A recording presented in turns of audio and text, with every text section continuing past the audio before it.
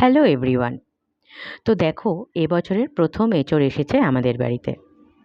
জানো তো, আমার বাপের বাড়িতে নিয়ম আছে, পাঁচনের আগে এঁচোড় খাওয়া যাবে না। আমার বাপের বাড়িতে পাঁচন আছে, আর যেহেতু আমার শ্বশুর বাড়িতে পাঁচন নেই, তাই এই নিয়মটাও নেই। তো গতকাল রাতে আমার বর নিয়ে এসেছে এঁচোড়। যেহেতু আজ ওর অফিস আছে, তাই ও চিংড়ি মাছটা আনতে পারবে না। সেই দায়িত্বটা দিয়ে গেছে আমার উপরে।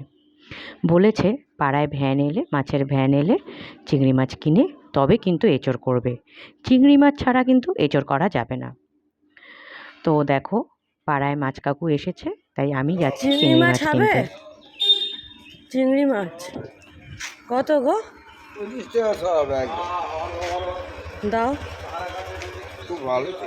দেখি মাছটা। তো দেখো, এই তো ভ্যানের থেকে চিংড়ি মাছ নিয়ে নিলাম। আমি আবার কাকুটাকে মজা করে বলছি যে এত ছোট ছোট চিংড়ি, দুটো চিংড়ি ফ্রি দাও। যা ওজন হবে তার থেকেও কিন্তু দুটো চিংড়ি বেশি ফ্রি দিতে হবে। এরকম করে কাকুটার সাথে মজা করছিলাম। তো যাই হোক, বাড়িতে এসে চিংড়ি মাছ ধুয়ে দেখো ভেজে রেখেছি। এদিকে আলুটাও ভেজে নিয়েছি, আর এদিকে দেখো মশলাটা কষিয়ে নিচ্ছি। সত্যি কথা বলতে, এঁচোড় চিংড়িটা আমি রান্না করেছি ঠিক কথা, কিন্তু খেতে ভালো হয়নি। আর আমি এঁচোড় ভালো রান্না করতে পারি না, তাই এঁচোড় চিংড়ির রেসিপি আর তোমাদের সাথে কী শেয়ার করব বলো, সবাই জানে করতে।